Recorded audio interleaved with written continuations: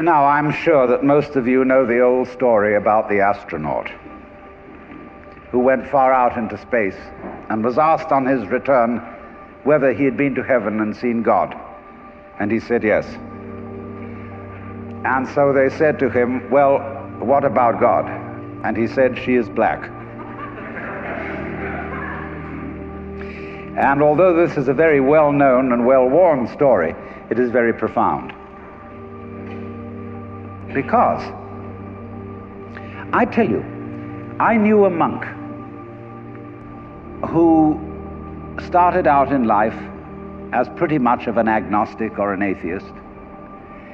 And then he began to read Henri Bergson, the French philosopher who proclaimed the vital force, the élan vital, and so on. And the more he read into this kind of philosophy, the more he saw that these people were really talking about God. And I've read a great deal of theological reasoning about the existence of God, and they all start out on this line. If you are intelligent and reasonable, you cannot be the product of a mechanical and meaningless universe. Figs do not grow on thistles. Grapes do not grow on thorns. And therefore, you, as an expression of the universe, as an aperture through which the universe is observing itself, cannot be a mere fluke.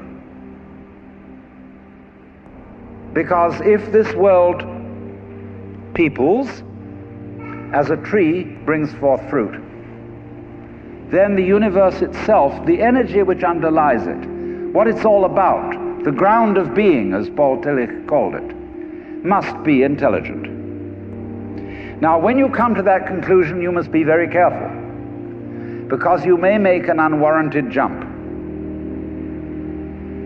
Namely, the jump to the conclusion that that intelligence, that marvelous designing power which produces all this, is the biblical God. Be careful. Because that God, contrary to his own commandments, is fashioned in the graven image of a paternal, authoritarian, beneficent tyrant of the ancient Near East.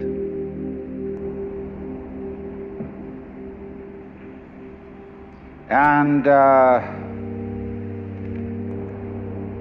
it's very easy to fall into that trap, because it's all prepared, institutionalized in the Roman Catholic Church, in the synagogue, in the Protestant churches, all there ready for you to accept. And by the pressure of social consensus and so on, it is very natural to assume that when somebody uses the word God, it is that father figure which is intended. Because even Jesus used the analogy, the Father, for his experience of God. He had to. There was no other one available to him in his culture. But nowadays, we are in rebellion against the image of the authoritarian father. Especially this should happen in the United States, where it happens that we are a republic and not a monarchy. And if you, as a loyal citizen of this country, think that a republic is the best form of government, you can hardly believe that the universe is a monarchy. But to reject the paternalistic image of God as an idol is not necessarily to be an atheist. Although I have advocated something called atheism in the name of God. That is to say,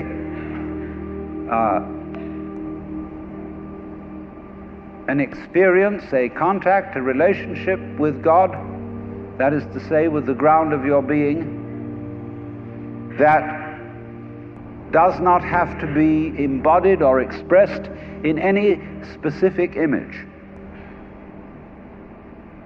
Now, theologians on the whole don't like that idea,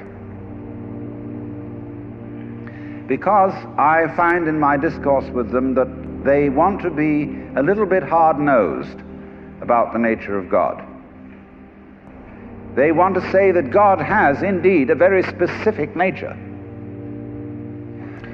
Ethical monotheism means that the governing power of this universe has some extremely definite opinions and rules to which our minds and acts must be conformed.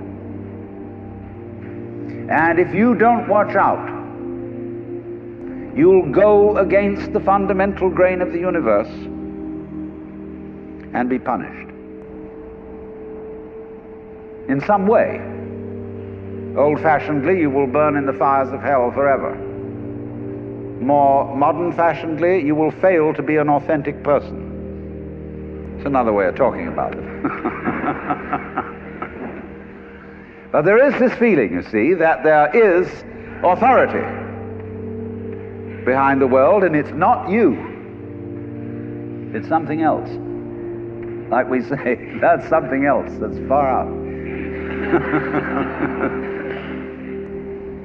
And therefore,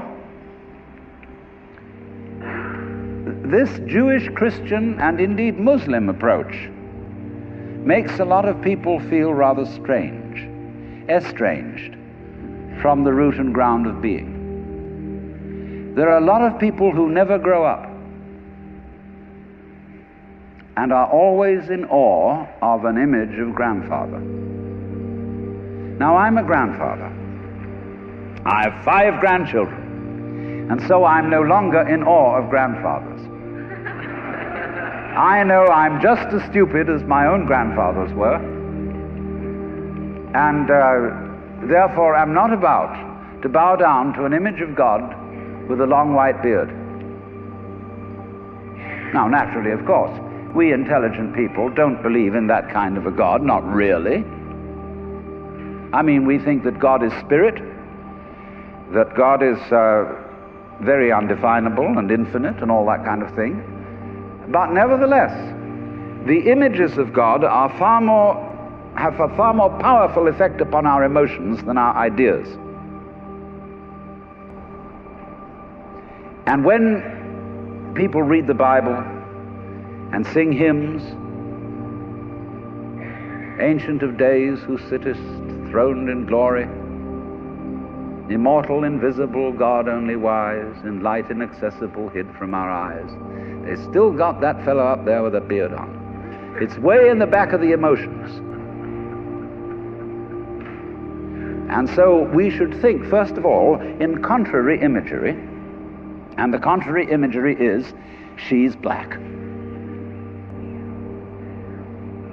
Imagine instead of God the Father, God the Mother.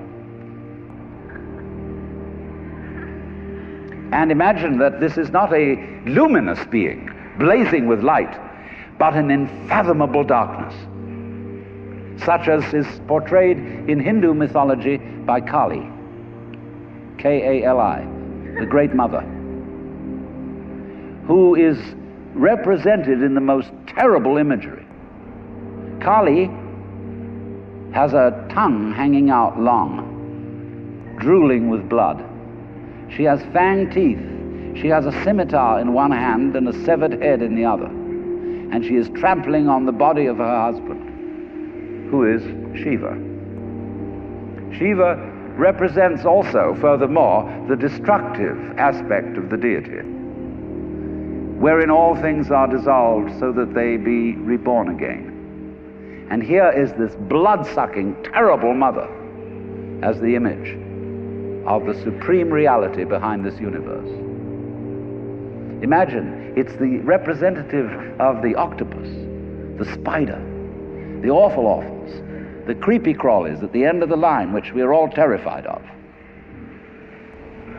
Now that's a very important image, because let us suppose, just for the sake of argument, that all of you sitting here right now are feeling Oh, fairly all right.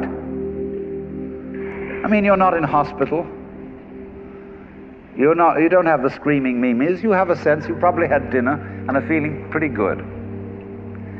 But you know that you feel that you're fairly good because in the background of your minds, very far off in the background of your minds, you've got the sensation of something absolutely ghastly that simply mustn't happen. And so against that, which is not happening, and which doesn't necessarily have to happen, but by comparison with that, you feel pretty all right. And that absolutely ghastly thing that mustn't happen at all is Kali. And therefore, at once, we begin to wonder whether the presence of this Kali is not in a way very beneficent. I mean, how would you know that things were good unless there was something that wasn't good at all? Now I'm not putting this forward as a final position. I'm only putting it forward as a variation, as a way of beginning to look at a problem and getting our minds out of their normal ruts. She's black. Well, she, first of all, feminine, represents what is called philosophically the negative principle. Now, of course, people who are women in our culture today and believe in women's lib don't like to be associated with the negative because the negative has acquired very bad connotations. We say accentuate the positive. Well, that's a purely male chauvinistic attitude. How would you know that you were outstanding unless by contrast there was something instanding?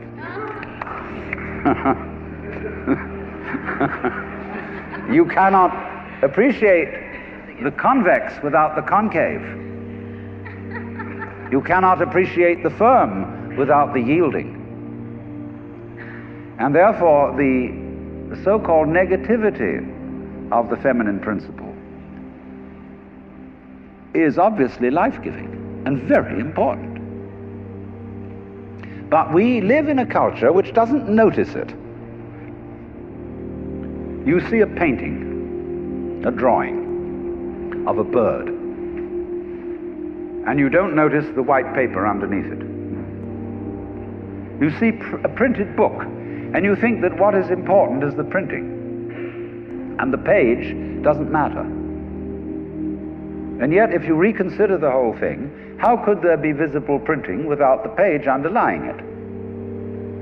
What is called substance, that which stands underneath, underneath, stands. To be substantial is to be underlying, to be the support, to be the foundation of the world. And of course, this is the great function of the feminine. To be the substance. And therefore, the feminine is represented by space, which is, of course, black at night. But were it not for black and empty space, there would be no possibility whatsoever of seeing the stars. Stars shine out of space, and astronomers, very high-powered astronomers, are beginning to realize that stars are a function of space. Now that's difficult for our common sense, because we think that space is simply inert nothingness. But we don't realize that space is completely basic to everything. It's like your consciousness. Nobody can imagine what consciousness is. It's the most elusive, whatever it is, that there is at all, because it's the background of everything else that we know. Therefore, we don't really pay much attention to it. We pay attention to the things within the field of consciousness, to the outlines, to the objects, to the so-called things that are in the field of vision, the sounds that are in the field of hearing, and so forth. But what it is that ever it is that embraces all that, we don't pay much attention to it. We can't even think about it. It's like trying to look at your head. You know, you try to look at your head, and what do you find? You don't even find a black blob in the middle of things. You just don't find anything. And yet that is that out of which you see, just as space is that out of which the stars shine. So there's something very queer about all this. That which you can't put your finger on, that which always escapes you, that which is completely elusive, the blank, seems to be absolutely necessary for there to be anything whatsoever. Now let's take this further. Kali also is the principle of death, because she carries a scimitar in one hand and a severed head in the other. Death. This is tremendously important to think about. We put it off. Death is swept under the carpet in our culture. In the hospital, they try to keep you alive as long as possible in utter desperation. They won't tell you that you're going to die. When their relatives have to be informed that it's a hopeless case, they say, don't tell this to the patient. And all the relatives come around with hollow grins and say, well, you'll be all right in about a month, and then we'll go and have a holiday somewhere and sit by the sea and listen to the birds and whatnot. And the dying person knows that this is mockery. Well, of course, we've made death howl with all kinds of ghouls. We've invented dreadful afterlives. I mean, the Christian version of heaven is as abominable as the Christian version of hell. I mean, nobody wants to be in church forever. Children are absolutely horrified when they hear these hymns which say, prostrate before thy throne to lie and gaze on thee. They can't imagine what this imagery means.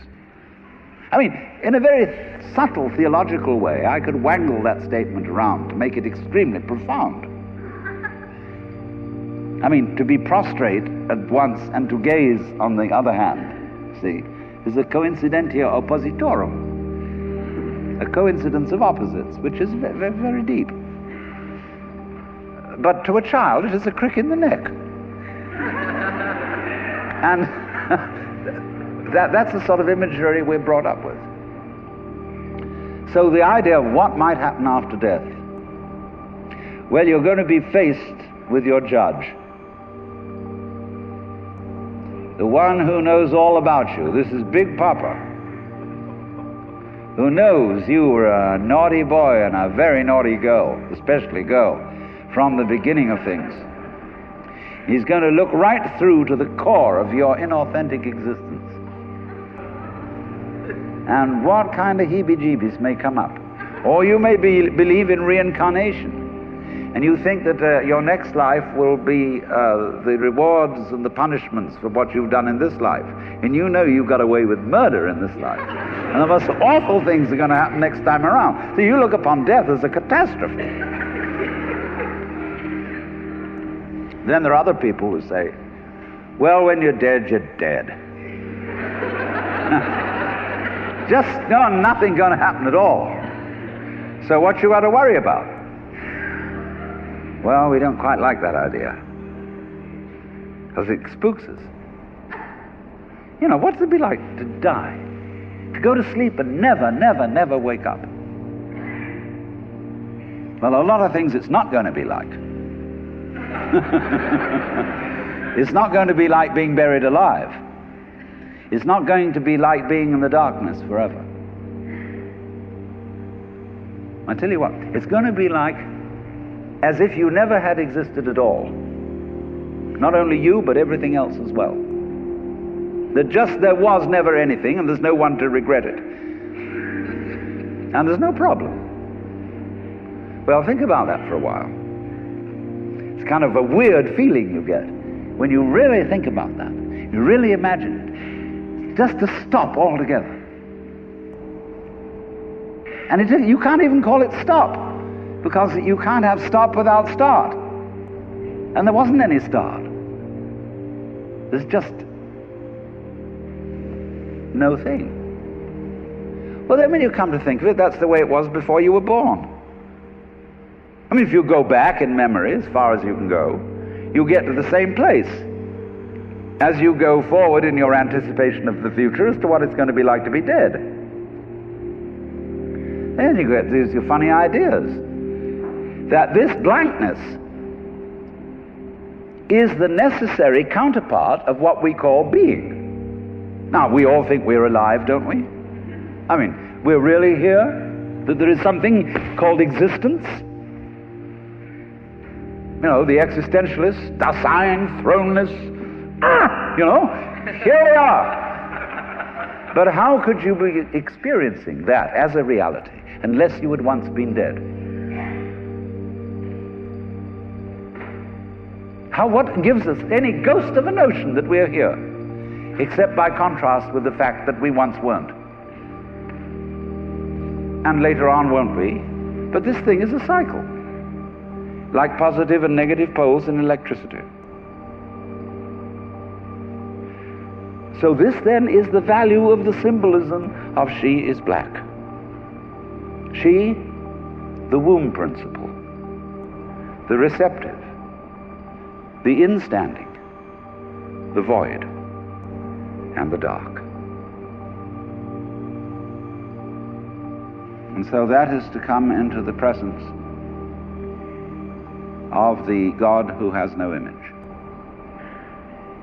Behind the Father image, behind the Mother image, behind the image of light inaccessible, and behind the image of profound and abysmal darkness, there's something else which we can't conceive at all.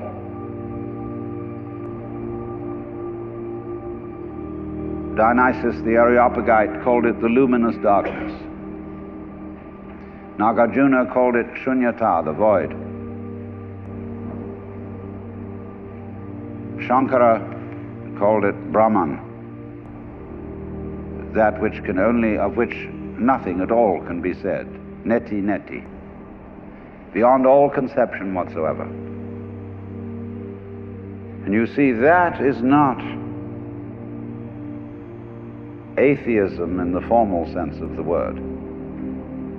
This is a profoundly religious attitude, because what it corresponds to practically is an attitude to life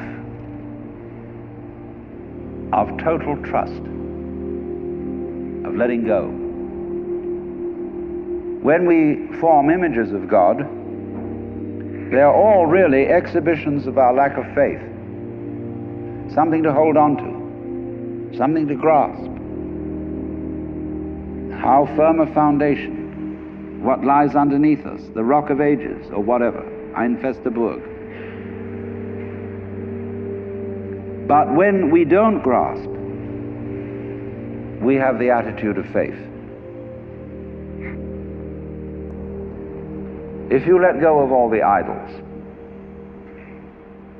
you will of course discover that what this unknown is, which is the foundation of the universe, is precisely you. It's not the you think you are. No, it's not your opinion of yourself. It's not your idea or image of yourself.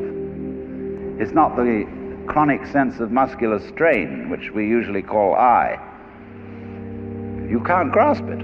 Of course not. Why would you need to?